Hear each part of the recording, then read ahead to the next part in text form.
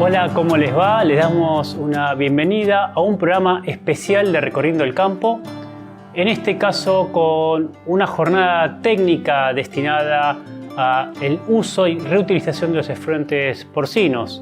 Una temática de interés no solo productivo, ambiental, sino también desde el punto de vista económico. Durante este programa especial vamos a estar repasando distintas charlas y disertaciones que se dieron en el marco de una actividad del Grupo de Cambio Rural en Arrecifes. Como les decíamos, a través de un grupo de cambio rural, la agencia INTA Arrecifes, pero también distintas unidades como la Estación Experimental INTA Pergamino, el INTA el 9 de julio, también en Junín, en otras zonas de nuestra provincia se trabaja esta temática que justamente tiene interés no solo para disminuir el impacto ambiental, sino también para reutilizar los efluentes como abono, como enmienda para su uso agronómico.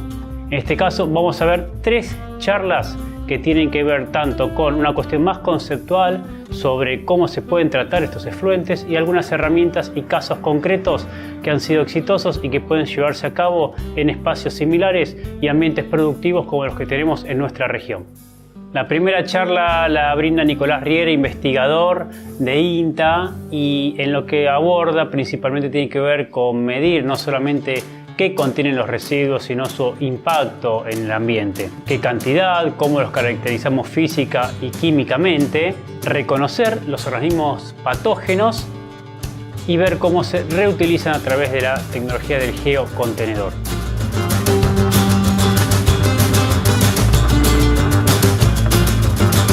Vamos a hablar un poco de lo que es la separación del efluente mediante un método físico-químico. Es uno de los tantos métodos que hay para separar. No es tan común, pero bueno, a veces es interesante por lo menos saber la metodología, ¿no? En definitiva, bueno, como para empezar, es decir, sabemos que los residuos porcinos tienen un impacto en el medio ambiente, ¿no? Pero lo fundamental y lo que tenemos que saber para ese efluente que nosotros generamos en nuestras propias empresas es mínimamente saber qué generamos, cuánto generamos de eso, y en definitiva también tenemos que saber qué es lo que tiene eso, que muchas veces son preguntas capaz sencillas, pero a veces en ciertas empresas es complicado saber, por ejemplo, cuánto efluente generamos, ¿no? O muchas veces no se tiene en cuenta y no se sabe. Entonces, si no tenemos estas respuestas claras, es muy difícil pensar en un sistema de tratamiento. En definitiva, lo que vamos a hacer, vamos a andar a ciegas, y muchas veces, y en muchas empresas lo que sucede, es que podemos llegar a causar una contaminación. Pero lo importante es tratar de verlo como un recurso, ¿no? Muchas veces el efluente de cerdo es muy importante su valorización como un recurso en cuanto a lo que es los micro y macronutrientes que tiene, pero también no tenemos que olvidarnos de que como es un residuo y de animales monogástricos, muchas veces pueden contener patógenos, como vamos a ver más adelante. Un poco para entrar un poco al tema y no aburrirlos con datos, pero por lo menos son importantes saber que un efluente porcino, así, en su caracterización, podemos ver muchísimos parámetros físico-químicos, pero capaz los más relevantes y los más importantes son la conductividad eléctrica. Por lo general, siempre los efluentes porcinos contienen, su concentración de sales es elevada, ¿no? Eso mayoritariamente está relacionado a lo que es el sodio, el potasio, también está relacionado con, bueno, si está asociado al sodio y al potasio que tienen en las raciones y en el metabolismo del animal, ¿no? Que capaz que no es tan, es decir, esas excretas casi el 66, el 59% de ese sodio y ese potasio consumido en la ración es excretado en las heces, ¿no? Entonces eso se ve directamente relacionado con el aumento de la salinidad, que luego al utilizarlo es un problema. También podemos ver que son ricos en fósforo, ¿no? Esos efluentes, y también el nitrógeno, ¿no? Y también hay que tener en cuenta que a veces el nitrógeno puede venir en ciertas formas, y por lo general en efluentes de cerdo entre el 75 y el 80% de ese nitrógeno total está en forma de amonio, y muchas veces esto hay que tenerlo en cuenta. Y otra cuestión importante, y yo creo que una de las más importantes que tiene el efluente de cerdo, es la cantidad de materia orgánica que tiene, que es la famosa DQO, o muchas veces también, como lo han visto, que es la DBO. Como ustedes ven ahí, la DQO, que es la demanda química de oxígeno en lo que es efluentes de cerdo, puede estar por arriba de 20.000, o como en este caso, casi más de 30.000. Es decir, eso en realidad en los efluentes de cerdo entraña una complejidad importante para poder separarlo. Esa DQO o esa materia orgánica muchas veces está en suspensión, ¿no? y muy soluble, ¿no? por el sistema de producción que se tiene. Entonces, si nosotros nos ponemos a pensar que con la legislación hay parámetros muy bajos para el vuelco o para la absorción al suelo, realmente es algo, no es algo menor estos datos, que son algo normales encontrar en establecimientos de cerdo, ¿no? Entonces hay que tener muchísimo cuidado, o hay que fijarse muy bien el sistema de tratamiento que uno quiere o el objetivo que uno quiere lograr.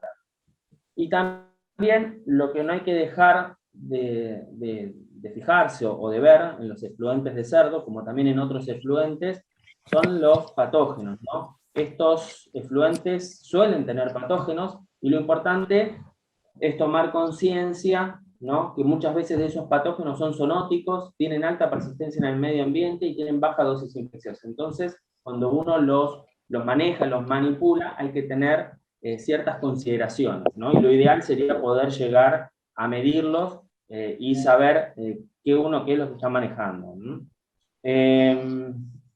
Y un poco para entrar ya en tema, en lo que es este tipo de tratamiento, un poco para que se entienda la metodología, nosotros en lo que son los efluentes de cerdo, ya dijimos que un poco la complicación que tiene ese efluente es que tiene una alta cantidad de materia orgánica y muy solubilizada. Es muy difícil la separación del sólido líquido.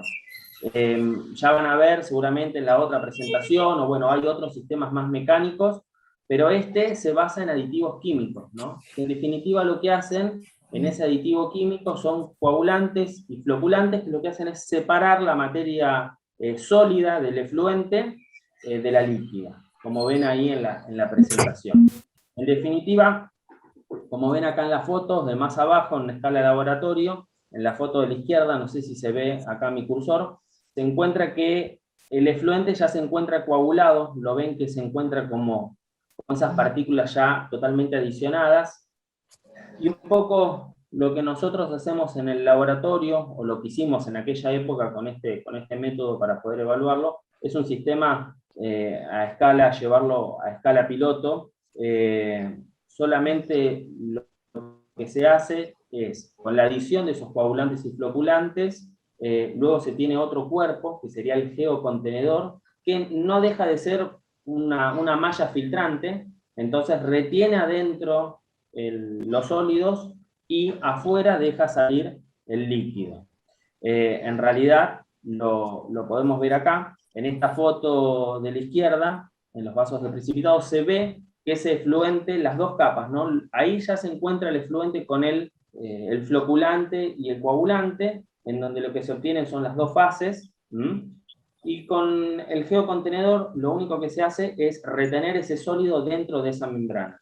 En definitiva, así, lo del geocontenedor no deja de ser un filtro que al efluente se le da las condiciones para que pueda retener ese sólido. Lo importante de esto es que con ese coagulante y ese floculante se retienen un montón lo que es la materia orgánica, los nutrientes, con ella van los nutrientes, y muchas veces los patógenos, como vamos a ver. Este método se usa mucho en la industria, y en ciertas otras actividades del agro también se utiliza, pero bueno, también hay que tener en cuenta de que capaz la parte más compleja que tiene esto es la instalación y la mano de obra que uno tiene que tener en la empresa o en el campo para que pueda manejar este sistema. Y realmente este sistema lo que tiene es que es muy insumo dependiente, esa es una de las contras que tiene, pero bueno, es eficiente en realidad para retener ciertos nutrientes y materia orgánica, como vamos a ver en los siguientes gráficos. Acá no los quiero aburrir con los gráficos, pero solamente lo que quiero que quede claro es que en lo que es DQO, en lo que es de materia orgánica, casi logra retener casi un 50% de esa materia orgánica que está en el efluente. En fósforo también es muy eficiente, logra retener casi un 70%. En realidad en otras industrias lo que se usa mucho son los coagulantes para poder retener los fósforos, el fósforo y ciertos nutrientes que pueden llegar capaz a complicar su vuelco o su uso. Entonces muchas veces se trata de retener ese tipo de nutrientes. Pero es decir, llega casi a un 50% de retención. Como ustedes verán, no es solamente no es solamente un tratamiento que con esto el efluente estaría en condiciones de ser usado, es un tratamiento más. Seguramente esto, al ser tan elevado las concentraciones de materia orgánica, tendrá que hacerse otro tipo también de tratamiento.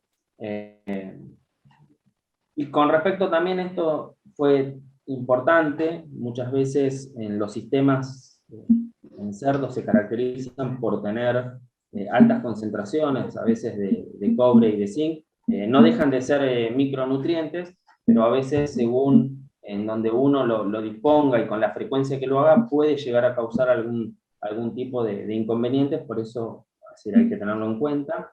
Y con respecto a estos nutrientes, también tiene una alta remoción, cerca de un 90, un 85%. Entonces, la metodología sirve, es eficaz. Lo que pasa es que hay que ver realmente hoy los costos que tiene, y al ser tan insumo dependientes la mano de obra que se necesita para manejar esto tiene que ser bastante calificada. Entonces esto hace que se dificulte, en mi opinión, su uso en la producción porcina, ¿no? Pero en sí, el sistema o la metodología del uso de coagulantes para secuestrar ciertos nutrientes es muy eficiente y se usa mucho en la industria.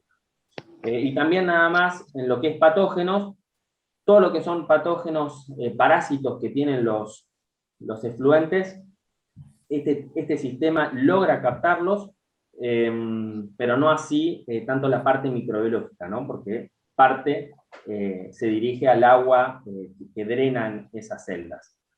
También es importante que uno para este sistema tiene que tener un parque de bombas para que ingrese el efluente dentro del filtro, y como también bombas dosificadoras de los químicos, ¿no? Entonces, no es un sistema barato y capaz sencillo de usar. Con respecto a estas cosas, bueno, es un sistema que necesita una mano de obra calificada, ¿no? Para poder llevarlo a cabo y que eso tenga realmente un beneficio a largo plazo. Pero bueno, es un sistema de tratamiento. En realidad lo que tenemos que hacer, es decir, tenemos que tener un objetivo claro, qué es lo que queremos en la empresa o en la empresa porcina para poder desarrollar o llegar al objetivo. Si queremos tener una enmienda, si queremos valorizarlo, o si tenemos un espacio para poder valorizarlo agrícolamente. Bueno, ahí hay que ver los objetivos que uno tiene o qué tipo de tratamiento ya tiene emplazado. Muchos de los empresas porcinas ya tienen capaz sistemas en laguna. Bueno, hay que ver, por eso hay que ver qué objetivo uno tiene y de esa forma, de ese objetivo, elegir un poco los sistemas de tratamiento. Y nada más para cerrar, es decir, los sistemas de tratamiento, como ustedes verán, y hoy un poco la charla se trata de eso, realmente hay un montón, desde tamices, desde filtroprensas, desde compostajes, bueno, biodigestión, valorización a campo, lagunas, bueno, hay de todos. Lo que tiene, hay que ver uno con qué mano de obra cuenta, con qué inversión, qué factibilidades y qué objetivos tiene la empresa para poder lograr el objetivo, ¿no? Entonces, bueno, yo creo que lo importante del efluente de cerdo es tratar de captar la mayor cantidad de sólidos que uno tenga, porque si uno tiene un sistema en lagunas es muy difícil después sacarlo, y bueno, y por supuesto, si no tiene superficie agrícola para poder valorizarlo, bueno, ahí tiene que ser mucho más eficiente esa remoción de materia orgánica.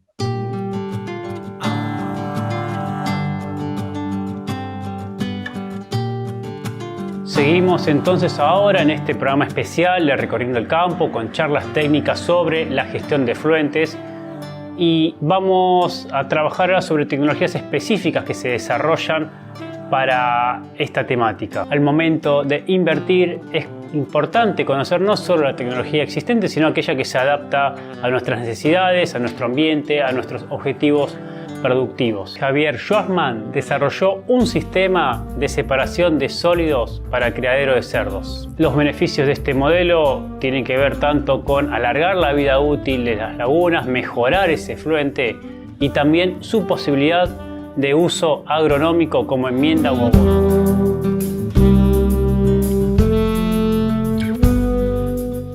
Temas de separación de sólidos en lo que es criaderos de cerdo. Antes voy a hacer una pequeña resumen, una intro de la empresa. Nosotros hace 10 años que estamos con este tipo de temas, ofreciendo soluciones de separación para efluentes en realidad iniciamos todo esto con efluentes industriales y procesos industriales.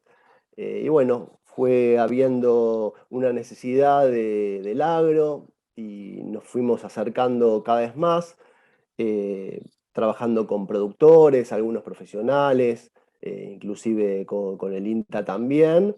Y bueno, cada vez nos fuimos acercando más. Y son tamiz estático, es un producto, es un equipo que es sencillo, justamente esa es su característica.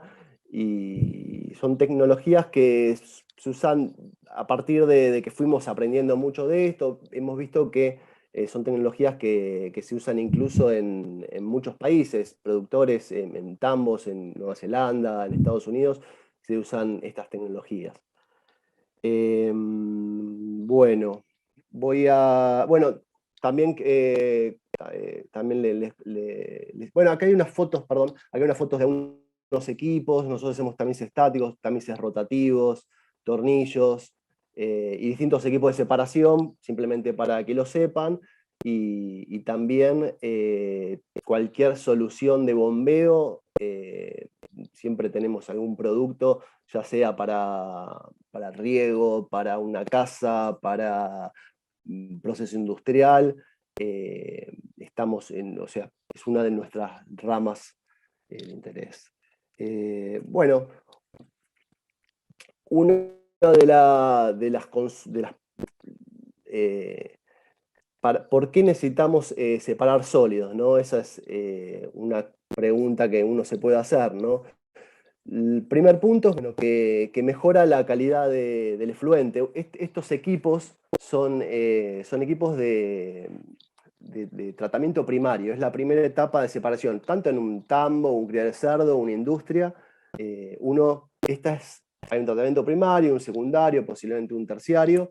Y estos equipos son equipos de separación primaria. En muchos casos también en tambos o criaderos de cerdo, inclusive se ponen rejas en distintos canales o en distintos lugares, que todo eso contribuye a una primera separación, ¿no? Y a mejorar en una primera etapa la calidad del efluente, o sea, sacarle sólidos inicialmente.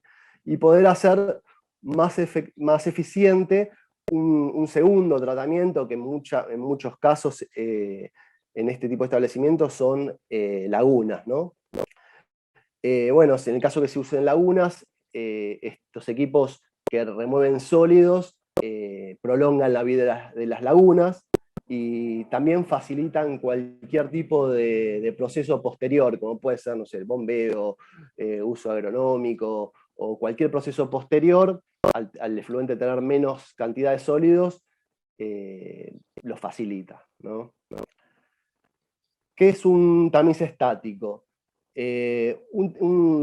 Un tamiz estático es un equipo que es robusto, es sencillo y sirve para separación de efluentes o procesos productivos.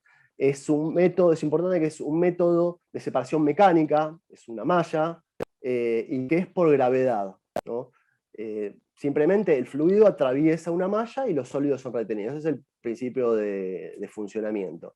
Y las ventajas que tiene, que es, bueno, es un equipo bien sencillo, no tiene partes móviles, el fluido va, ahora voy a explicar un poquito cómo funciona, pero el fluido va cayendo sobre la malla y es el mismo fluido el que va limpiando la malla. Los sólidos se van acumulando y se van descargando solos, y bueno, es simple y no lleva ningún tipo de mantenimiento especial. Sí, la limpieza o sea, el único mantenimiento que lleva es la limpieza. ¿Cómo funciona el equipo? Acá tenemos un esquema, ¿no? Hay una conexión superior que es la entrada, una conexión inferior que es la salida, y por la parte delantera se descargan los sólidos, ¿no? Entonces, el efluente va ingresando, va llenando una cámara inicial que hay, y después hay un vertedero por donde se vuelcan los efluentes sobre la malla en una forma homogénea. Los líquidos atraviesan la malla y los sólidos van quedando, se van acumulando y se van descargando. Ese es el funcionamiento, ¿no? Pero bueno, uno de los secretos de este equipo es el tipo de malla que tiene. Es una malla que se llama, en inglés es wedge wire, si no se llama malla de perfiles trapezoidales o de ranura continua. Digamos, la particularidad que tiene es que no se obstruye tan fácilmente como una malla perforada u otro tipo de malla por la geometría que tiene, ¿no? Es estructuralmente muy rígida, una vida útil muy larga, pues es un producto acero inoxidable que no se deteriora, que está fabricada con gran precisión, las aberturas tienen una medida de mucha precisión, y es fácil de lavar, sobre todo desde el lado opuesto, o sea, desde atrás es fácil de lavar, ¿no? Y por la forma que tiene la malla, la geometría, ustedes van a ver en algunos videos que vamos a mostrar que el efluente, los líquidos como que se meten adentro de la malla, se los chupa, ¿no? Y los sólidos van quedando retenidos. Una posibilidad que hay es simplemente que muchos establecimientos, mayormente tambos, que ponen solamente el tamiz estático, y pueden dejar el tornillo compactador para una segunda etapa de mejorar la eficiencia, pero bueno, poner solamente un tamiz estático es una posibilidad más económica inclusive. Pero bueno, está la posibilidad de mejorar la eficiencia del equipo colocando un tornillo compactador. Un tornillo de compactador ya no es un equipo que va a funcionar por gravedad, como funciona el tamiz. Sigue siendo un equipo de separación mecánica, pero en este caso ya no funciona por gravedad. Hay una presión que se ejerce sobre la malla y los líquidos se van deshidratando un poco más, digamos, que la etapa inicial. La separación es más eficiente, los sólidos son más manejables porque ya no tienen tanta humedad, ya posiblemente con una pala ya se puede manejar, o una retroexcavadora, o sea, son más manejables, son un efluente más manejable, y bueno, el espacio en general también es más ordenado y limpio, ¿no? Porque no hay tanto líquido derramado, ¿no? en el suelo. Capaz que voy medio rápido, perdón, no sé, pero... bueno, ¿cómo funciona un tornillo compactador? Hay una parte inicial, ahí se ve en la foto, en la de abajo, donde es una parte de transporte. Todo lo que va ingresando, va descargando, perdón, del tamiz estático, la parte de los sólidos, van cayendo en la primera etapa, que está acá, donde se van transportando hacia una segunda etapa que es donde está la malla, y ahí tiene una placa de obstrucción final. el tornillo sigue girando y va aplastando el efluente contra la malla, y la placa de obstrucción nosotros lo hacemos con una forma que es muy sencilla, que le ponemos una palanca y un peso, para que sea algo bien, bien simple. La placa de obstrucción va haciendo presión, y cuando los sólidos se van deshidratando y van haciendo fuerza y cada vez se van acumulando más, se empieza a abrir y van descargando por la parte final. Ese es el principio de funcionamiento. Algunos números, acá puede haber distintas mediciones, pero más o menos para tener una idea de lo que puede ser la eficiencia de separación de un tamiz. Lo que ingresa, el efluente que ingresa más o menos en cerdos, bueno, ustedes posiblemente lo tengan más medido, pero es aproximadamente 4% o 3% de sólidos, ¿no? Lo que puede llegar a tener el efluente. Y lo que se logra remover con el tamiz sale un fluido aproximadamente de 1% de sólidos. Y un sólido que tiene 10% de sólido, o sea, 90% de humedad, que parece que fuese poco, pero le cambia mucho. Realmente son los sólidos más grandes, que esos sólidos tienen mucha agua, digamos, absorben mucha agua, ¿no?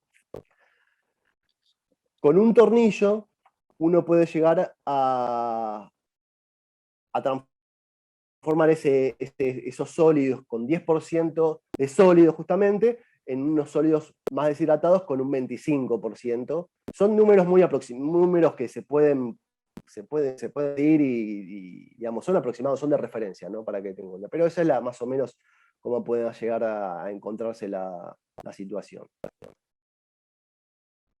Estos son algunos números que hemos, sacado, digamos, análisis que hemos hecho, donde vemos que, bueno, en sólidos totales se logra una eficiencia de un 60% aproximadamente, instalando el tamiz estático con el tornillo. Acá hay algunos videos para que vean cómo funciona, cómo sería el funcionamiento del equipo. A ver. No sé, voy a bajar el volumen un poquito, no sé si... Perdón. No, está bien, bueno, a ver.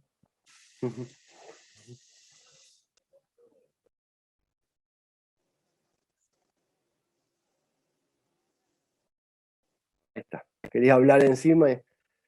Bueno, ahí ven como el líquido se mete en la malla, van quedando los sólidos y va descargando hacia al tornillo. Que ahí se ve cómo va deshidratando. Ahí voy a mostrar otro video donde se va a ver desde otro punto de vista. No sé si queda claro el funcionamiento, lo voy a poner otra vez. Ahí este es el vertedero que yo estaba hablando antes, la malla, los sólidos que van quedando.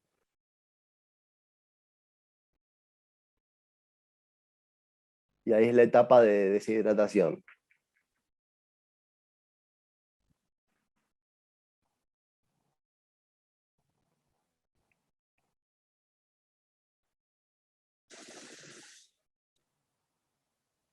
El otro que quería mostrar. Acá es el mismo tamiz, vistos de otro lado, ahí se ve como de frente, se ve cómo va descargando, y ese es el tipo de sólido que se puede llegar a obtener. Voy a poner de nuevo, igual lo pueden ver más tranquilo.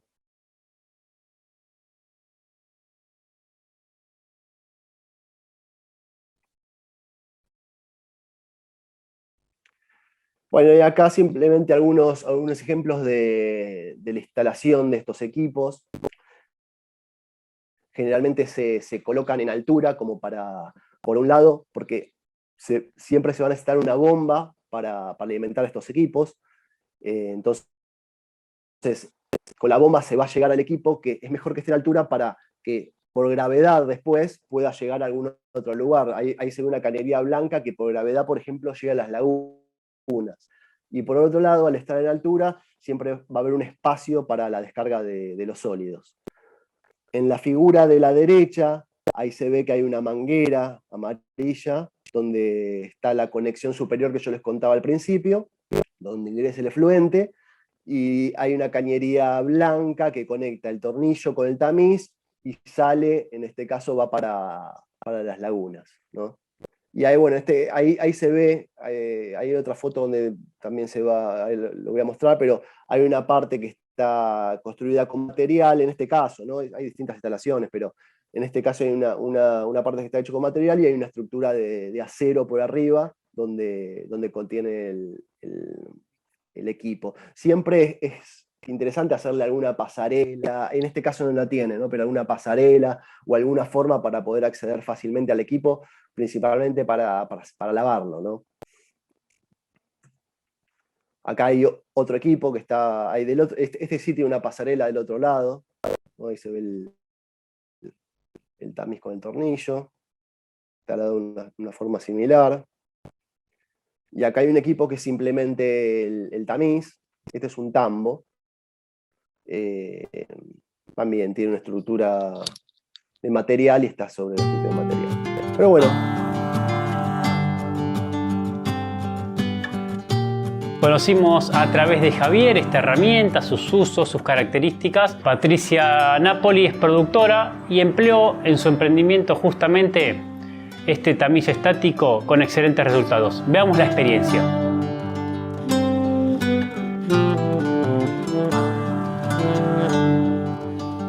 A mí me pidieron que cuente la experiencia. Nosotros le compramos el tamiz con el tornillo a Javier hace ya casi 2 años. Lo estamos usando, funciona muy bien, muy bien. Ya sabíamos que funcionaba, habíamos estado investigando mucho. Bueno, ahí se escucha el viento. Ya sabíamos que funcionaba, investigamos un montón. El único secreto realmente que tiene es que hay que limpiarlo muy bien para que no se tape. Nosotros lo que hacemos, tenemos 2 bombas en la cámara receptora. Una bomba que es la que revuelve, simplemente para que no se estanque el sólido, y la otra bomba que es la que manda al tamiz. Bueno, ahí se ve. Había unos videos de la parte de atrás.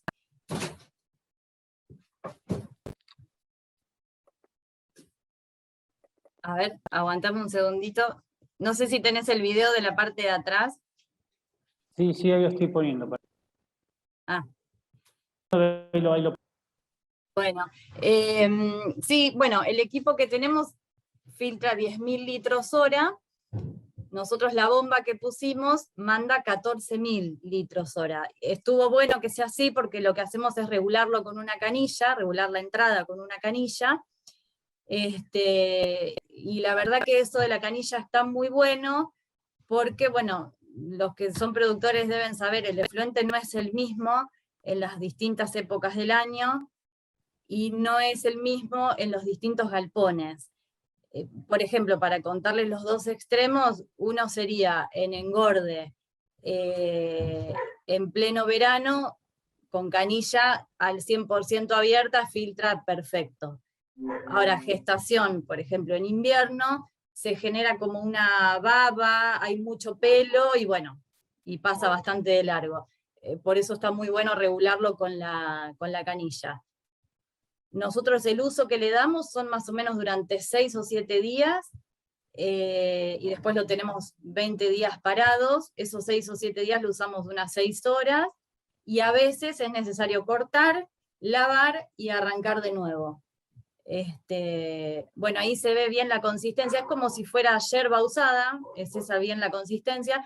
En pleno verano, con el sol, el calor, el viento, se reduce muchísimo, fácil se reduce el 70%, lo juntamos con la pala del tractor y esparcimos plantas, lote. Teníamos idea de en algún momento hacer camas para compostarlo, para hacer humus con la lombriz californiana, y bueno, quedó ahí, es una idea, sé que se puede hacer, y bueno, en algún momento lo haremos. Ahí se ve la parte de atrás, esa es la canilla que les digo con la que regulamos, eso me parece fundamental, y ahí se ve toda la salida.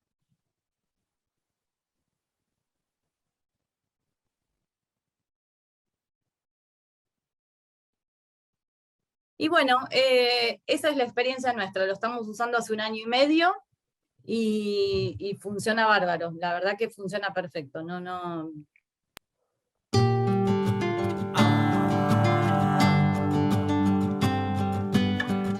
Estamos llegando al último tramo de este programa, de esta emisión especial de Recorriendo el Campo, destinado a un conocimiento, a una charla técnica sobre la gestión de efluentes derivados de la producción porcina.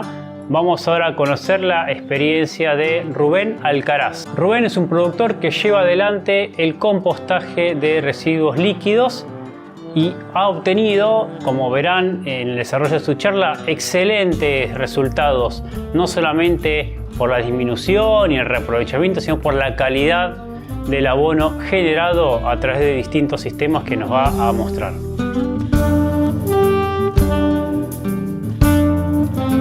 Cómo se carga todo lo que es la basura del maíz, arriba de la serrín y la cáscara de arroz, y al medio ustedes pueden ver toda la serrín que se acopió, que aproximadamente son 90, 100 toneladas, y cáscara de arroz que se pone dentro del galpón para realizar la cama donde se va a fermentar todo el efluente.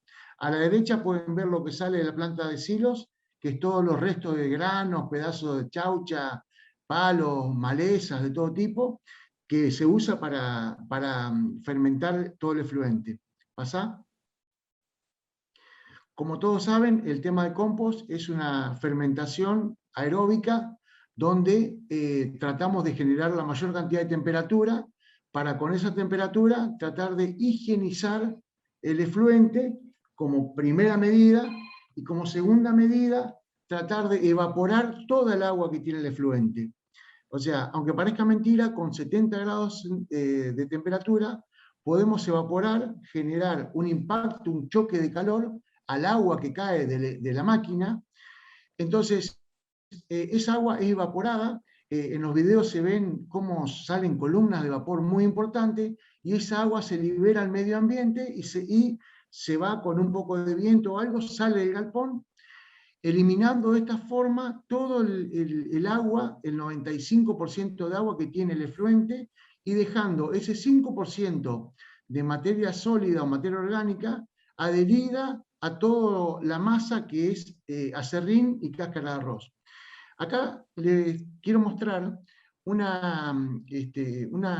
cuadro donde vemos la diferencia que hay entre los investigadores en cuanto a cuál es la temperatura y los días que necesitamos para controlar todo este tipo de enfermedades, ya que podríamos hablar de que estamos controlando estas enfermedades a través del compost por la cantidad de días que tenemos temperaturas activas durante el proceso.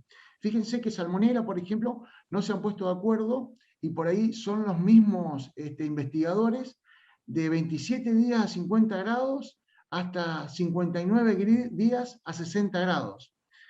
Y bueno, y tenemos otro tipo de enfermedades como Escherichia coli. Fíjense los cambios, desde 2 horas a 55 grados, Turner vio que son 111 días a 40 grados o hasta 69 grados, y reduce, o sea, esto es específicamente lo que yo estoy tratando de que la parte técnica que maneja todo el tema de fluentes en Argentina, abramos los ojos y tratemos de, en cierta forma, identificar todos los restos bacteriológicos que nos quedan en el efluente una vez que son esparcidos en el campo. ¿Me entienden? Porque todos estos digamos, contaminantes o bacterias pueden volver a la granja por su hábitat, se reproducen en los lotes que tenemos muy cerca de la granja, y no sabemos si en 5, 8 o 10 años, al estar tan presentes en el suelo, pueden llegar a meterse o ser tomados por la planta, ser absorbidos por la planta y pasar a ser parte de sus tejidos y parte de los granos. Es muy loco lo que le estoy diciendo, pero hace 20 años no nos imaginábamos que una planta de sorgo de Alepo iba a reconocer un herbicida después de 12 o 15 reproducciones, donde se reproduce una sola vez por año, y determinar que podías generar un antígeno para que ese herbicida no lo matara.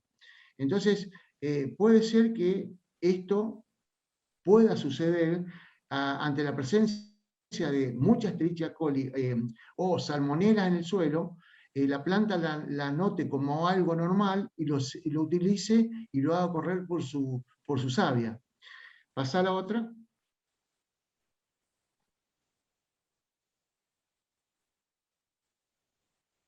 Durante el proceso de compostaje, bueno, acá a la izquierda ven las montañas de acerrín, acá a la derecha ven la máquina se desplaza sobre un puente grúa, el cual la máquina puede desarrollarse hacia adelante, hacia atrás, hacia la izquierda o hacia la derecha. Ese chorro que ven adelante, que se ven los círculos con espuma, es el efluente crudo del día anterior o de la semana anterior, que es transportado por las mangueras que están colgadas del techo e incorporado a el material que es restos celulósicos. Hablando de restos celulósicos, estoy utilizando, como dije hoy, acerrín, cáscara de arroz, chipeado de poda del pueblo, rollos de pasto de paja de trigo, rollos de chala de maíz, cualquier resto celulósico que provenga de la naturaleza. Entonces, las bacterias que contienen el efluente de un monogástrico se alojan en la celulosa y se reproducen. En esa reproducción generan temperatura. Entonces, la temperatura es utilizada para evaporar el agua que contiene el efluente. Y esa temperatura, por la acumulación, ya que llevamos alrededor entre 90 y 110 días de una mínima de 50 y una máxima de 70 a 75 grados, generamos una higienización del efluente por temperatura, controlando muchísimas o bajando la población de muchísimas bacterias. Y a su vez, toda la materia orgánica que se va degradando por la temperatura presente se va cocinando y transformando en carbono. O sea, lo que la naturaleza demora alrededor de 15 o 20 años en transformar celulosa en carbono, acá, con este proceso, en 160 o 180 días, podemos transformar materia orgánica en carbono natural. Esto es la única fábrica realizada y hecha por el ser humano que transforma materia orgánica en carbono. Fíjense en la imagen de la derecha, después que pasó la máquina, el volumen de vapor que quedó en el techo del galpón, por la no presencia de vientos. Como ustedes verán, a la derecha del galpón se ve la parte que está recién humedecida, que es la parte negra, al lado, la parte un poco más clara, la máquina llega al final del galpón, se cambia de posición y vuelve inyectando efluentes. Entonces, al llegar al final del galpón, se detiene automáticamente y se termina el proceso.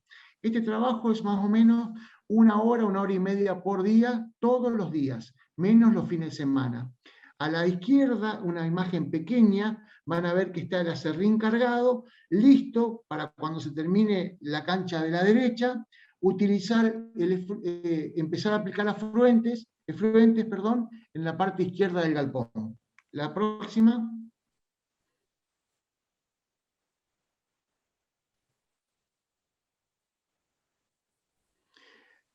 Más o menos estamos produciendo alrededor de 12 a 18.000 litros. Bueno, acá ustedes van a ver el proceso. Comenzamos a impregnar con efluente cada día ahí por vuelvo, mes. Perdón. Ahí vuelvo que se pasó. Ahí Sí. está. Tenemos una impregnación de 12 a 13 semanas donde inyectamos día por medio y el día que no inyectamos movemos para que la masa capture oxígeno. Entonces, al oxigenar las bacterias generamos temperatura, generamos permanentemente, o sea, durante en verano, por ejemplo, con los días largos y la temperatura alcanzada al mediodía, podemos inyectar hasta 2 veces por día. Adelantamos muchísimo el proceso, porque la masa no baja de 50 a 55 grados de temperatura, donde a media tarde o al mediodía tenemos alrededor de 40 a 45 grados de temperatura debajo del cobertizo, por lo que le decía hoy, por la cantidad de temperatura que capta la chapa incolora. La maduración son 4 o 5 semanas, donde llegamos a un nivel de altísima temperatura y donde tratamos de no inyectar más porque es como que está maduro el compost, y el tiempo total del compostaje es alrededor entre 16 a 18 semanas, dependiendo de las épocas del año.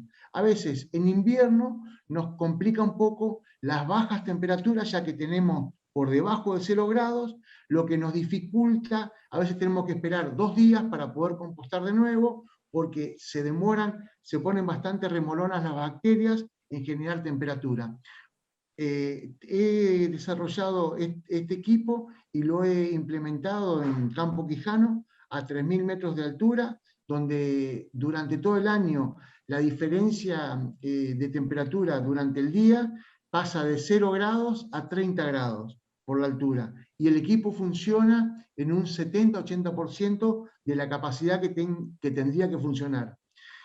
Entonces, acá estamos transformando el líquido, eliminamos las lagunas y generamos un producto estable que se puede envasar, se puede acopiar, y durante el proceso eliminamos alrededor de 12 a 15.000 litros de agua, transformamos por metro cúbico de masa, o sea, por metro cúbico de aserrín o cáscara de arroz o paja. ¿Sigue la siguiente?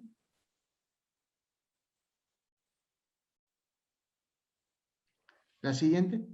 Si bien este proceso, acá podemos ver los beneficios, reducimos del 93 al 95% del volumen de desecho por la evaporación del agua durante el proceso, lo que les decía hoy, la temperatura 60 a 70 grados de temperatura, grados centígrados. Hay una importante eliminación de patógenos, logrando una estabilización microbiana del producto.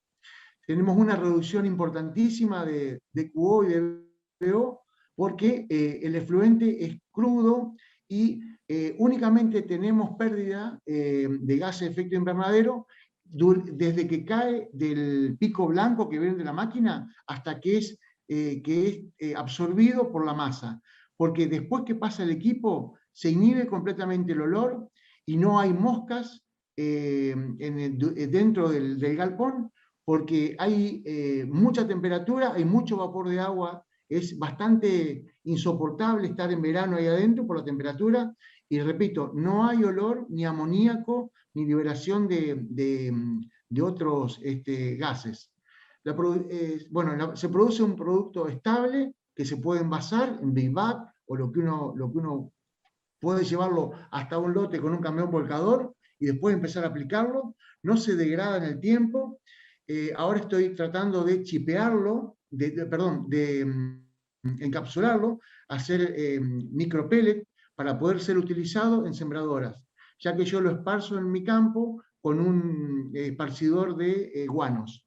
Es un producto liviano, es muy soluble y con muchísimo nutriente. Más adelante van a ver un análisis. Tiene un menor costo porque eliminamos el tema del agua, o sea, en vez de transportar 50.000 litros, 60.000 litros de agua por hectárea, estamos transportando 1.000 o 1.500 kilos de este producto y esparcirlo en cualquier momento del año, ya que sabemos muy bien que por más que trabajemos con las estercoleras, el tema de los tiempos físicos para trabajar, para poder esparcir, son muy complejos en épocas de lluvia o a veces en épocas invernales o posteriores a una gran precipitación. Tenemos una reducción total del impacto de las aguas residuales en el medio ambiente cercano. O sea, al no poseer una cava, eliminamos directamente la cava del campo. Lo que sí nos está costando es asimilar el agua que tenía la cava, ya que está muy precipitado todos los nutrientes en el fondo y tenemos que mover con hélices para tratar de reutilizar lo que estaba en la cava y así poder eliminar, vaciarlas y de esa forma darle otras funciones. Estamos pensando en cría de pescados, de pacú o de algún tipo de pescado que se dé acá en la zona. La próxima.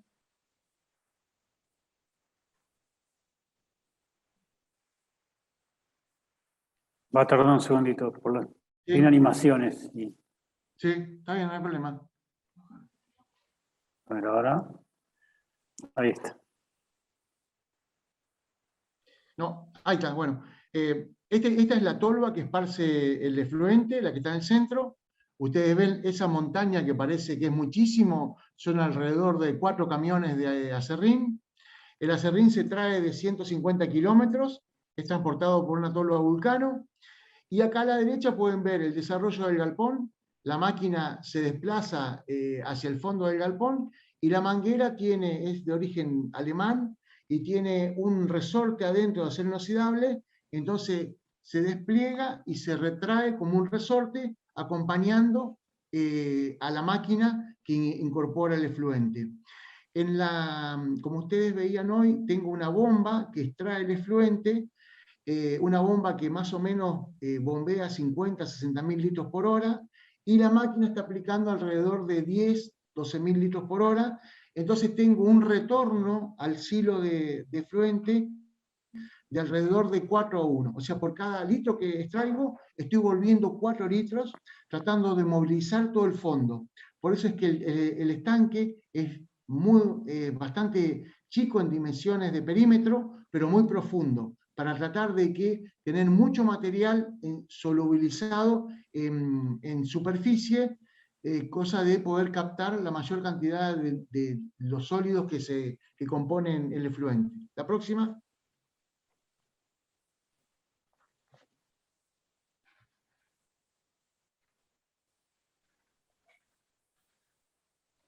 Bueno, las desventajas de este proceso, perdón, me faltó, bueno, si querés te lo cuento acá. Este proceso, Hay huevo. bueno, las desventajas del proceso es la capacitación en el uso y manejo, que una persona tranquilamente 2 horas por día lo puede hacer. Lo que pasa que el día que se carga o se descarga la compostera, lleva un tractor con una tractopala y el carro esparcidor, o se puede cargar con un camión volcador o envasar. Estoy diseñando y fabricando ahora una máquina de separación para tratar de tamizar y lograr un compost para vender en supermercados de alta calidad y fino, y un compost de un espesor mayor para poder tirar en el campo. Y bueno, esto trae como problema la generación y transporte de los sustratos dentro y fuera de la granja. O sea, traer los sustratos y transportar el compost, pero uno lo está vendiendo como un producto orgánico, y aparte puede tener una trazabilidad, ya que yo puedo obtener la trazabilidad del lote donde se cortó el árbol y se hizo el acerrín, y tengo la trazabilidad también del lote donde se produjo el arroz y se extrajo la cáscara de arroz. Y puedo trazar también el efluente de mi granja, viendo qué productos veterinarios le estoy aplicando y qué productos estoy utilizando en el lavado. Entonces, con todos esos datos, yo puedo generar la trazabilidad del compost que estoy generando. Y a la máquina desplazarse por todo el galpón aplicando la misma cantidad de efluentes, la temperatura es homogénea en todo el galpón y el producto que sale, hemos hecho más de 30 muestras de una cancha de 60 metros de largo y no hemos tenido diferencias, ya que es muy homogéneo porque únicamente el compost tiene contacto con el aire, la parte superior, que fíjense ustedes, toda esa masa tiene 1 metro de altura aproximadamente. Y bueno, y necesitamos áreas de almacenamiento, por ejemplo, del material, donde no le hace nada que le llueva arriba. O sea, el acerrín, cuando empezamos a trabajar, nos agarró con precipitaciones y dijimos, bueno, se nos mojó, vamos a tener un problema. No, es un beneficio. el acerrín húmedo, incorporarle efluente, es un beneficio, porque las bacterias colonizan mucho más rápido que trabajando con un acerrín seco. La próxima. Para la utilización de este sistema necesitaríamos readaptar la granja, ya que necesitamos que todos los efluentes converjan a un solo sitio, y ahí una trituradora, una bomba Vortex, transporte los efluentes al silo. ¿Me entienden? Porque acá necesitamos tanto del efluente de gestación, del efluente de maternidad, de destete y del efluente de terminación. Porque al utilizar el efluente de gestación, sabemos que tenemos bostas duras, entonces necesitamos que esa Vortex los triture y los trate de uniformar en líquido, tratarlo de hacerlo lo más líquido posible para que pueda circular por las bombas. En el compost no aparece nada de pelos, lo vemos en el efluente, el transporte de pelos. Utilizo bombas lobulares para el transporte, para generar la presión que necesito en la línea que llega a la máquina. Son lobulares con lóbulos de goma, con bombas que no pasan los 50.000 litros por hora. Esa bomba consume alrededor de 3,5 caballos de energía. La máquina tiene el rotor, tiene un motor de 25 caballos de potencia eléctrico, y los dos motores de transporte, tanto lateral como frontal, tienen 1 caballo, uno, y el otro tiene 0,75. O sea que estamos tranquilamente en casi un consumo de 30 caballos, caballos de potencia, lo que nos lleva a un consumo en kVA mínimo. Bueno, acá tienen un análisis. Yo he generado un convenio de trabajo con la facultad, la UNL, donde el gobierno de Santa Fe nos financió todo el estudio. Este estudio, por la pandemia, lo tuvimos que suspender casi un año, porque no trabajaba la parte técnica de investigación del laboratorio, y se me complicó bastante porque estuvieron los aserraderos que me proveen el aserrín con pandemia y con casos positivos, y no podíamos ingresar a cargar. Como ustedes ven, tenemos una humedad del producto del 50-55%, es estable con esa humedad, no se descompone, ni se puede llegar a secar un poco más por el sol. Fíjense el carbono oxidable que tiene, 22%, tiene 38% materia orgánica, y como carbono orgánico total llega al 32%. Tiene muy poco nitrógeno porque no lo podemos capturar, se nos libera muchísimo en el mezclado. La relación carbono-nitrógeno es óptima, tenemos un pH un poco elevado, pero nos ayuda muchísimo para mejorar los suelos. El fósforo total, fíjense ustedes, 4.593 partes. Tiene muchísimo calcio, 20.000. El magnesio también es importante. El sodio, no tenemos en los germinadores, esto no es todo sodio. Aparentemente o evidentemente, dentro de lo que decimos sodio, hay sales y otros minerales que hoy lo estamos dando como sodio. Estamos tratando de ver, el laboratorio está tratando de ver análisis que se hagan en otros países para ver de qué forma están tomando esos micronutrientes que nosotros los tomamos como sodio. Fíjese, el potasio es importantísimo, el zinc es importante, pero tampoco es alarmante, y la relación, la carbono-nitrógeno ya lo dije, y bueno, y micronutrientes como magnesio y como hierro tampoco son, si bien el magnesio es bajo, pero nos sirve para aplicar en el suelo, y el hierro, al no tener suelos rojos, no nos impide la aplicación. La próxima.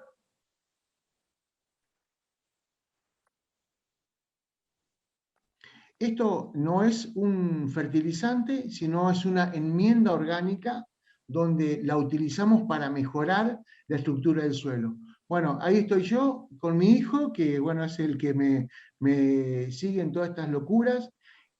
Este equipo lo he desarrollado a mi gusto, fue en cierta forma copiado de equipos europeos y equipos brasileños, Y este equipo es bivalente, le digo yo, porque podemos trabajar como trabajan los equipos europeos, los cuales utilizan paja de arroz,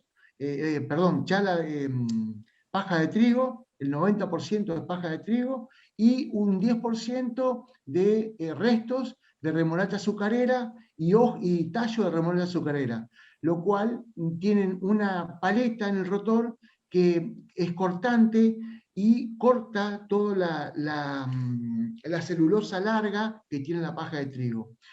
Y los equipos brasileros, ellos están acostumbrados a trabajar con cáscara de arroz y aserrín fino, entonces la pala es una cuchara que carga aserrín y lo transporta y lo desplaza. Yo diseñé una cuchara que puede cortar la paja de trigo y trasladar también el aserrín. Entonces puedo usar muchísima cantidad de aserrín y hacer una capa de 1 metro o 1,5 metros de altura de paja de trigo o chala de maíz y compostar igual. Es un equipo que para mí es oportuno aplicarlo en una granja nueva, ya que nos ahorramos muchísimo en la conducción de las cavas para los efluentes, y me ha tocado adaptar algunas granjas que están en uso, y el costo de generar nuevas cloacas, que donde hay que conducir el efluente, es un poco engorroso o a veces un poco costoso por los galpones, la distancia de los galpones y eso, pero no es imposible. No es un equipo caro, vale lo mismo que un tractor y una estercolera, y podríamos decir que es una empresa diferente que nos va a producir, en vez de producir un efluente, estamos produciendo una materia prima que podemos capturarle valor. En el mercado internacional, hoy tenemos que un compost de efluentes puede estar alrededor de entre 160 y 220 dólares. Acá en el mercado argentino, hoy no tenemos compost en el mercado con altos volúmenes, pero para que ustedes se puedan imaginar, yo con 250 madres estoy produciendo alrededor de 800 toneladas de compost por año, lo que es un número muy importante cuando pueda terminar de fertilizar mi campo, de aplicar la enmienda orgánica en mi campo, podré salir al mercado y podré colocarlo en algún otro establecimiento. Estoy también tramitando la certificación ante SENASA como enmienda orgánica, lo que lleva un poco de tiempo. Ahora creo que se va a agilizar un poco más, ya que estamos saliendo de la pandemia.